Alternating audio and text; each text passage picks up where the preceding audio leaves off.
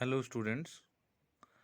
बच्चों, आज का टॉपिक जो है वो मोस्ट इम्पॉर्टेंट टॉपिक है। ये जैसा कि आप जानते हो कि लॉ ऑफ कॉम्बिनेशन हम पढ़ रहे थे और उसमें हमने बहुत सारे लॉज पढ़े। तो बच्चों, उसी में से एक लॉ है गै-लुसैक्स लॉ, जिसको हम लॉ ऑफ गैसियस वॉल्यूम भी कहते हैं। याद रखना, जिसको हम लॉ ऑफ गैसियस वॉल्यूम भी कहते हैं। और ये गै-लुसैक एक साइंटिस्ट का नाम था जिसने 1808 में एक लॉ दिया। वो लॉ क्या था, उसकी स्टेटमेंट क्या थी, वो सब कुछ हम बताएंगे और आपको रिटर्न फॉर्म में भी भेजा है। समझना है, बड़ा इंपॉर्टेंट लॉ है ये। 1808 में इसने एक लॉ दिया और इस लॉ में क्या कहा उन्होंने कहा कि मान लो कि हम किसी भी कंटेनर में कोई भी गैस ले लेते हैं। क्या ले लेते हैं? गैस ले लेते हैं। अब आपको पता है कि रिएक्टेंट्स आपस में मिलते हैं और क्या बनाते हैं? प्रोडक्ट्स बनाते हैं। अगर रिएक्टेंट्स यूजुअली अगर गैसेस फॉर्म में है तो प्रोडक्ट भी हमारे पास जो बनेगा वो मोस्ट ऑफ द टाइम वो गैसेस फॉर्म में ही बनेगा।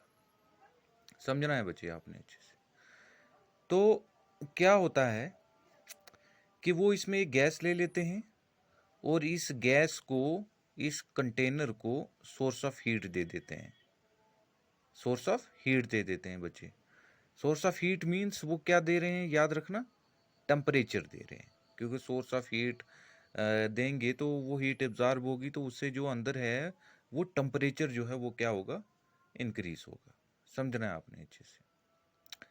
आप देखो क्या है, गैस ले लिए और सोर्स ऑफ हीट दे रहे हैं, टेम्परेचर दे रहे हैं।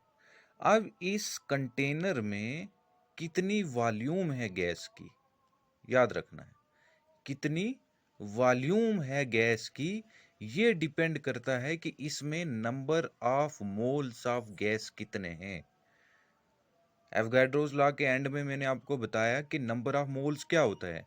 सिंपली अगर सिंपल लैंग्वेज में आप याद रखना चाहें तो नंबर ऑफ मोल्स को हम n से डिनोट करते हैं और n इज द, सिंपली हम बोलें तो नंबर ऑफ मॉलिक्यूल्स हम बोलेंगे। अगर वो number of moles of solid है तो हम कहेंगे कि सॉलिड के कितने मॉलिक्यूल हैं।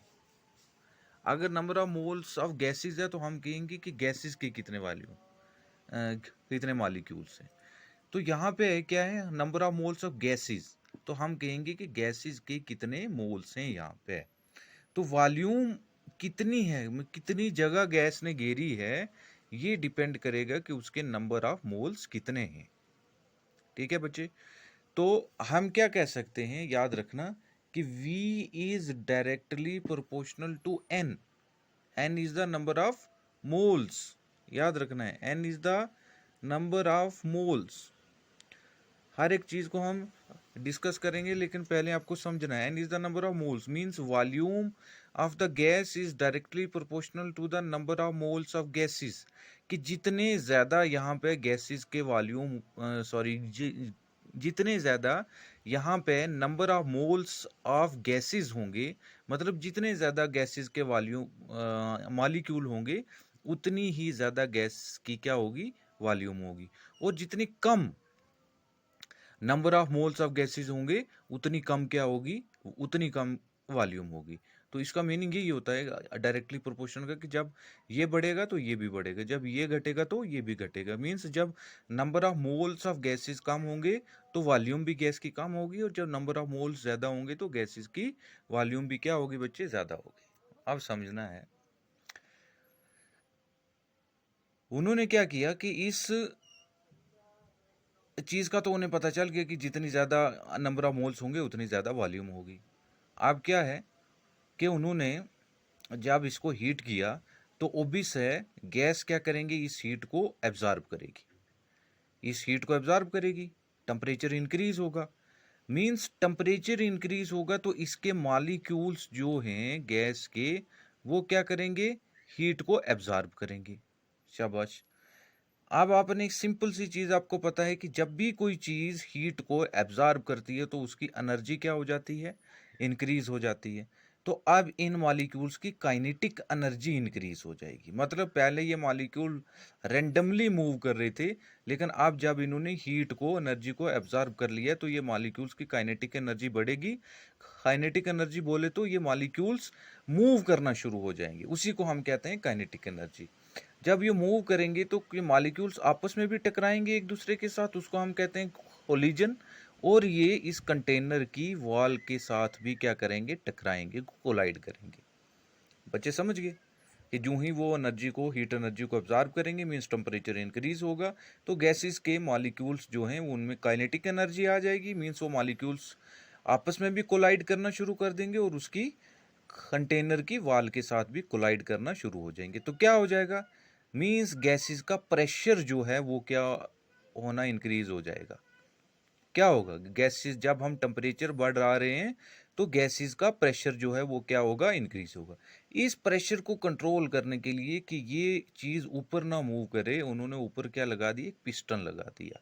पिस्टन मींस उन्होंने इसको लॉक कर दिया यहाँ पे, ताकि गैस का प्रेशर और वॉल्यूम दोनों क्या रहें, कांस्टेंट रहें। कि अगर इसको लॉक नहीं करेंगे तो जब टेम्परेचर से प्रेशर इंक्रीज होगा, ये गैस कोलाइड करेंगी, टकराएंगी, प्रेशर बढ़ेगा, तो ये पिस्टन ऊपर ऊपर जा सकता है। तो इसको उन्होंने क्या कर दिया, लॉक कर दिया।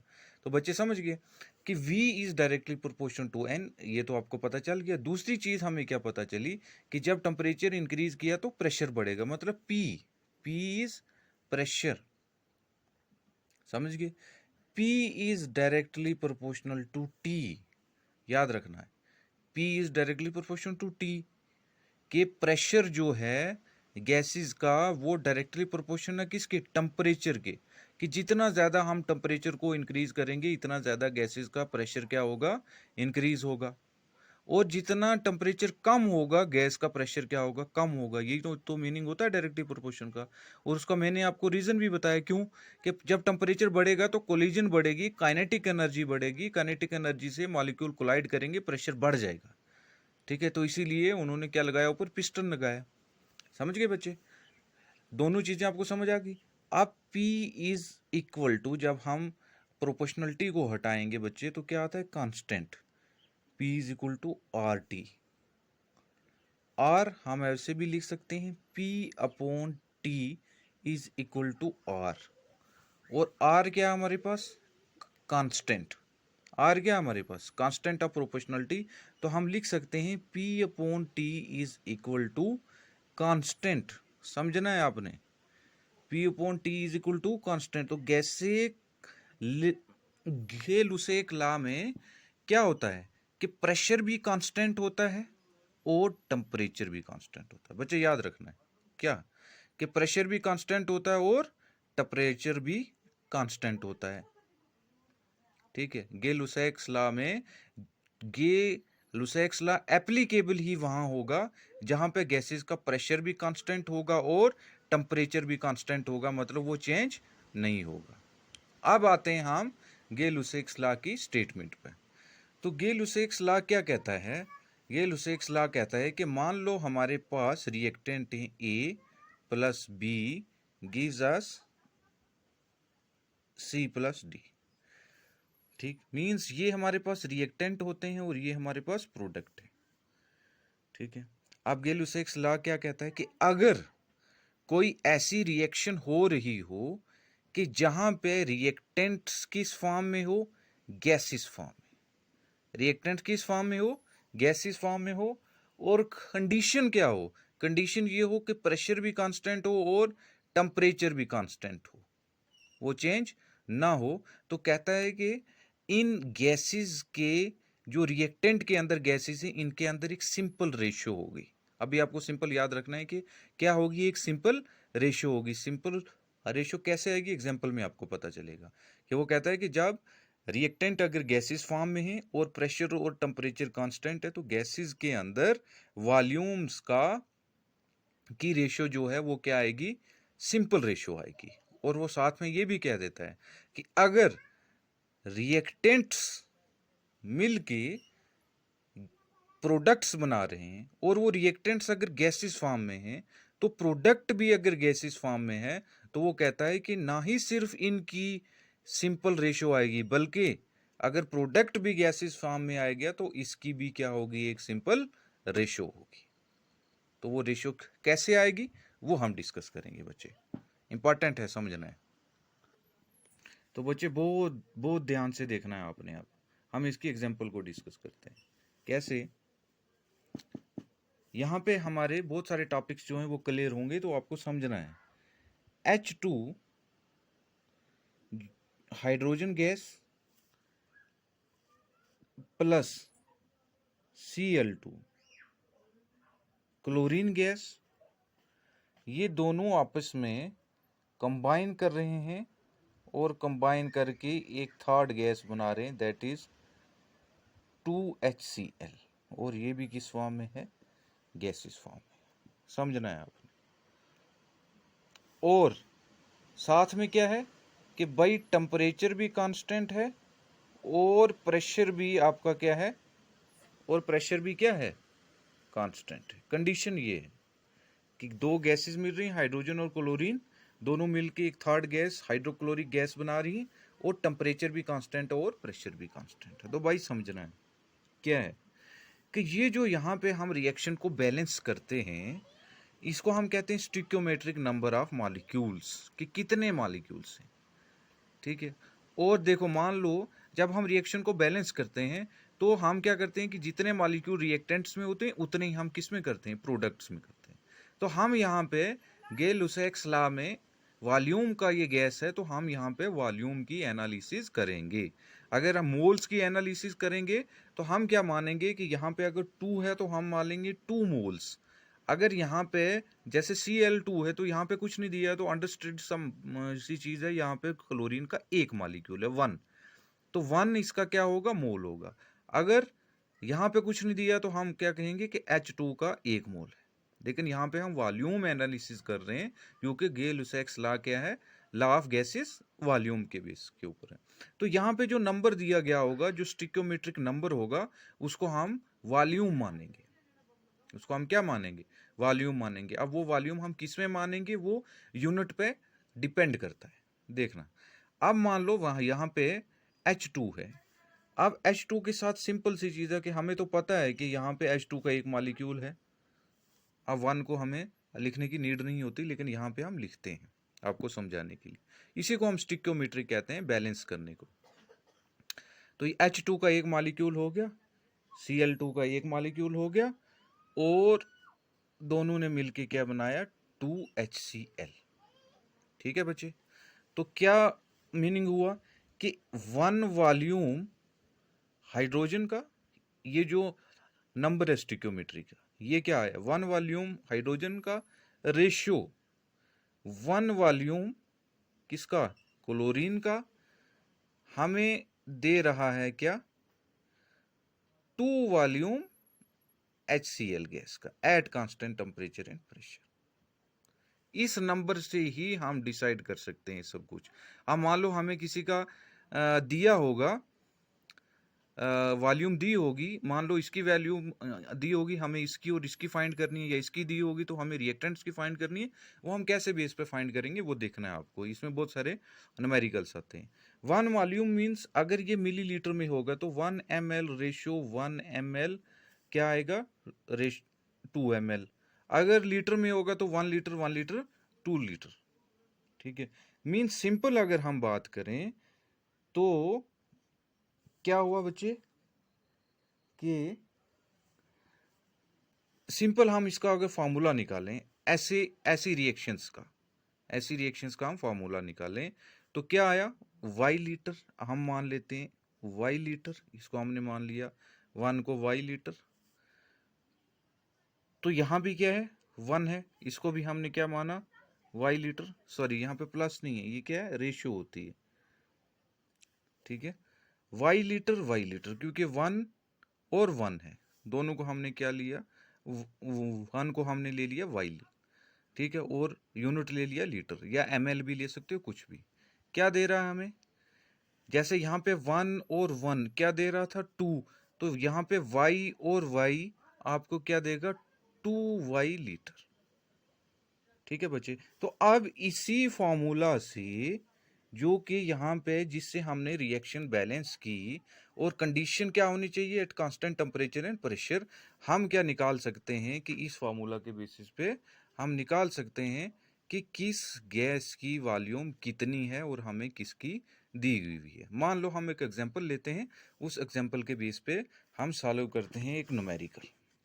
ठीक है बच्चे, देखो बच्चे न्यूमेरिकल है आपका कि if 40 ml of hydrogen gas reacts with chlorine gas, कि क्लोरीन गैस के साथ रिएक्ट करता है, तो ये कह रहा है कि क्लोरीन गैस की भी वॉल्यूम फाइंड करो और साथ में जो गैस बन रही है हाइड्रोक्लोरिक गैस उसकी भी वॉल्यूम फाइंड करो। अब यूनिट यहाँ पे दिया हुआ है। सबसे पहले हमने क्या लिखना है, रिएक्शन लिखनी है, H2 प्लस Cl2।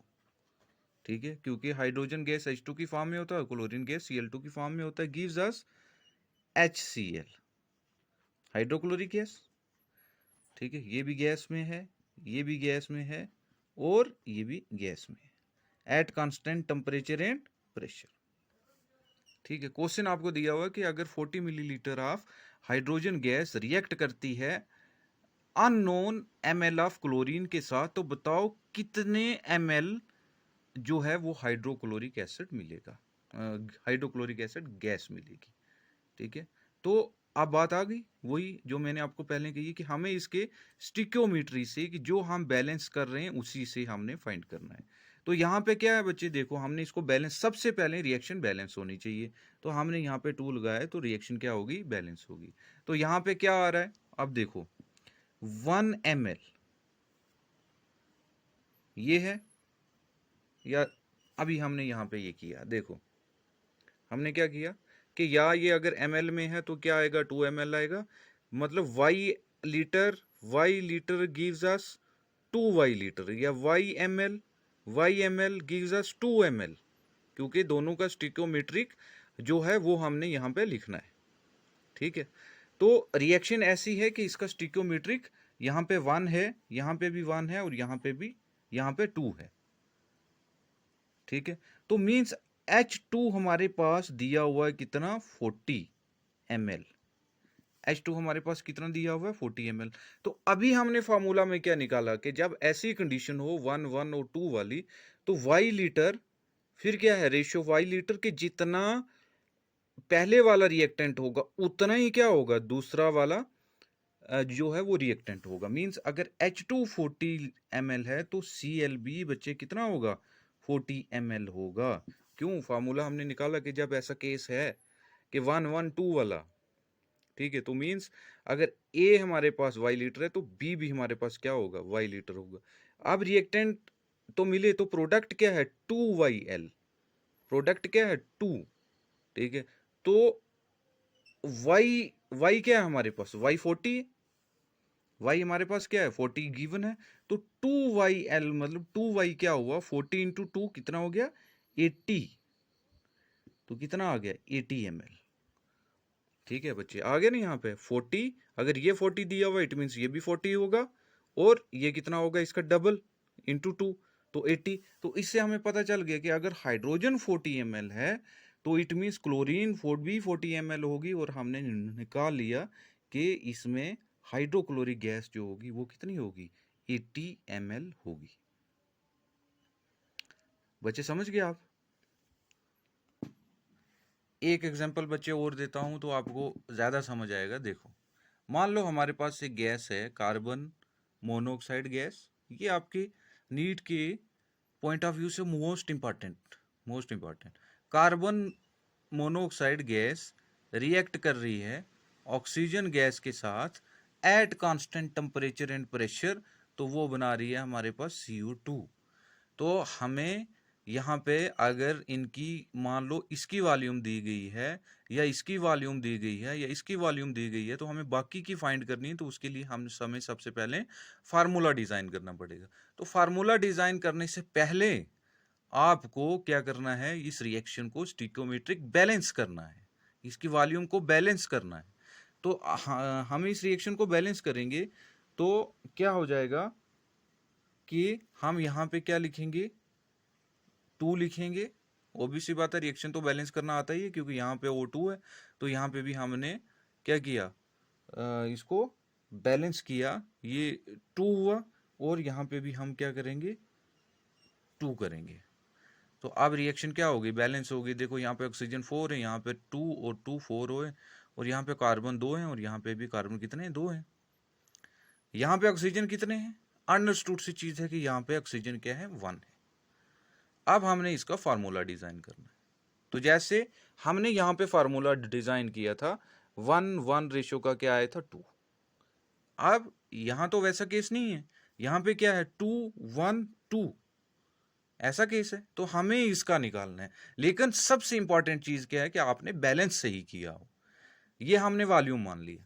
अब देखो, मींस 2 वॉल्यूम 1 वॉल्यूम, ठीक है, क्या आ गया, 2 वॉल्यूम, क्या आया, 2 वॉल्यूम रेशो 1 वॉल्यूम, क्या आया, 2 वॉल्यूम। जैसे वहां था 1:1:2, लेकिन यहाँ पे तो नहीं है ऐसा, तो हमें इसके लिए फार्मूला डिजाइन करना है। मान लो यहां हमने मान लिया Z लीटर, 2 को मान लिया हमने Z लीटर, ठीक है। तो देखो 1 लीटर 1 ml को हमने मान लिया, या लीटर जो भी यूनिट आपको गिवन दिया होगा उसको मान लिया Z या Y, जो भी आप मान सकते हो। तो 2Z लीटर, 2 इज द स्टिक्योमेट्रिक जिससे हमने बैलेंस किया, या Y लीटर जो भी आप लेना चाहते हो। Y मैंने पहले ले लिया उसमें, तो आपको कंफ्यूज ना हो इसलिए 2Z लीटर रेशियो। इसमें क्या है, इसमें 1 है, तो इसमें हमने 1 ml या 1 L को, 1 लीटर को हमने लिया Z, तो यहाँ पे 2 थे, तो हमने क्या लिया, 2ZL। यहाँ पे क्या होगा, 1 है, तो हम क्या लेंगे, सिंपल Z लीटर। समझ गए बच्चे, क्योंकि यहाँ पे 1 है तो हमने सिर्फ ZL, और यहाँ पे 2 हैं तो हमने क्या लिया, 2ZL। गिव्स अस, क्या दे रहा है हमें, 2ZL। क्यों, क्योंकि यहाँ पे क्या है, 2 है। समझ गए, तो फार्मूला हमारे पास डिजाइन हो गया भाई। क्या फार्मूला हो गया, 2ZL, ZL और 2ZL। अब मान लो आपको दिया जाता है कि भाई 50 लीटर, याद रखो कि 50 लीटर ऑफ कार्बन मोनोऑक्साइड जो है वो रिएक्ट कर रही है किसके साथ, अच्छे से सुनो क्वेश्चन, कि 50 litre of carbon monoxide react कर रही है किसके साथ, ऑक्सीजन के साथ, और वो बना रही है क्या, कार्बन डाइऑक्साइड। तो आपको फाइंड करनी है भाई, ऑक्सीजन की वॉल्यूम भी फाइंड करनी है, और कार्बन डाइऑक्साइड की वॉल्यूम भी फाइंड करनी है। तो बच्चे देखो, यहां पे कार्बन मोनोऑक्साइड की वैल्यू क्या दी हुई है, 50 लीटर। कितनी दी हुई है, 50 लीटर। तो 2ZL की वैल्यू कितनी दी हुई है, 50। क्या है बच्चे, 2ZL की वैल्यू कितनी दी हुई है, 2Z की वैल्यू कितनी दी हुई है, 50 लीटर, है ना, 2 की दी हुई है ना, क्योंकि हमने बैलेंस किया।